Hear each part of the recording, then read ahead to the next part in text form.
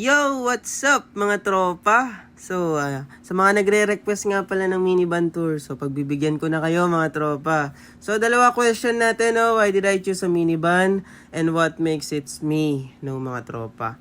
So, honestly mga tropa, I choose minivan because it's super practical, no? I needed something that could handle both personal and work use. Whether mapa-deliveries man, or road trips, or even just errands mga tropa. Syempre, a lot of space, fuel efficient, low-key lang, reliable, might not flashy, no? But it gets the job done mga tropa. Plus low maintenance. And so, simulan natin tong araw na to na maulan ng isang cup of coffee habang umuulan. Let's go mga tropa! Eto nga pala ang dashboard ng ating unit, no? This is DA64P. Yung P, pagmamahal. Let's go! Kidding aside, mga tropa, no? Basic instrument cluster lang to. Wala siyang ECT monitoring. Pero meron lang is indicator pag high temperature ka na. So we have here 7-inch touchscreen head unit. Hindi to Android Auto or Apple CarPlay, no? Pero pwede kang mag-download via USB flash drive tapos play mo na dyan. And also, meron tayong dashcam, no? Front and back with reverse camera. So para at least monitor natin yung mga dinadaanan natin. So hindi lang pang kamote, no? For safety. May makikita kayo ditong tatlong pedal, no? Gas, brake, and foot brake, mga tropa. Very basic lang ang makikita nyo sa ating cockpit. Yung mga kailangan mo lang talaga. Very utilitarian. Naka-mattings na rin tayo. Pero yung stock matting mga tropa from Japan is nandyan pa rin. No? Hindi natin pinatanggal. So nandyan lang siya mga tropa. Sa seat cover naman mga tropa, request natin yan sa ating builder. Vlogger na vlogger si tropa. Let's go! Ayan, very simple, very basic mga tropa, no? So, yan lang talaga yung gusto natin. At isa pang request natin is black ceiling, no? Para at least hindi siya dumihin. So, ito nga pala yung view sa ating driver side. Clean look lang din talaga. Yan lang din naman yung gusto natin. Simple lang.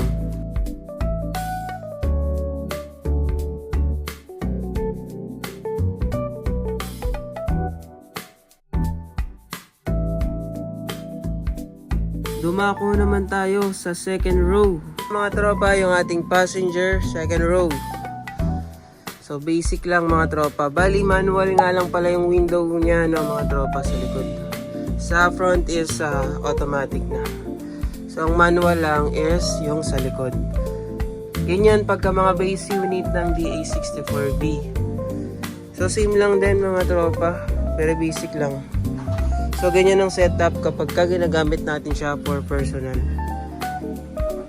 Turo ko pala sa inyo mga tropa kung paano itupi yung second row, no? Napakadali lang mga tropa. So, pindutin mo lang tong knob na to. Makikita mo sa gilid. Pag napindot mo yung knob na yan mga tropa, tulak mo lang. Like this one mga tropa, no? Hirap pala pagka isang kamay lang.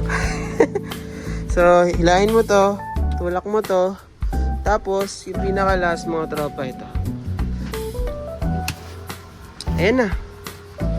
Very basic! Ay! So, sa mga video natin mga tropa, kapag nasa delivery tayo, ganito ang setup. Makikita nyo na sobrang daming laman yan pag bumabiyahe tayo. So, maayos lang talaga tayo sa unit. Inaalagaan lang natin talaga at nililinisan natin after natin bumiyahe. So, para ma-maintain natin na maganda, bigyan mo nga ako ng isang montage.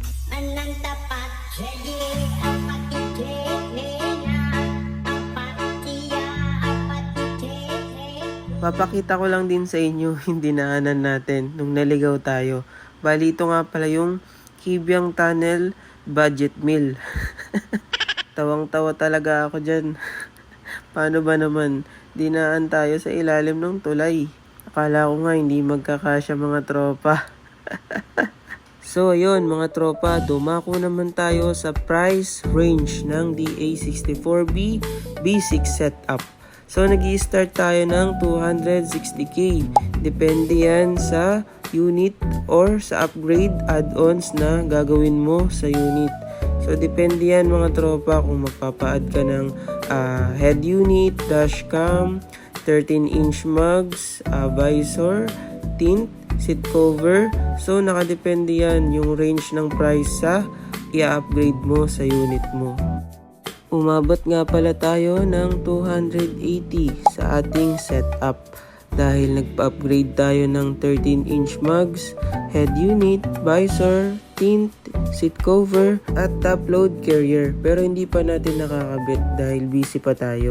Maintenance wise, sa langis naman napakamura lang mga tropa. 3 liters nga lang pala ang capacity ng engine oil nito. Sobrang mura lang. Madalas sa Shell ako nagpapa-oil change. Wala pang 3K mga tropa. All in na. Sa parts, wala pa ako napapalitan kahit na medyo bugbog yung unit ko sa biyahe sa araw-araw. Basta hindi ako pabaya sa PMS, tamang gamit ng unit, tamang shifting, tamang pag-aalaga at pagmamahal. Kayo, anong kwentong minivan nyo?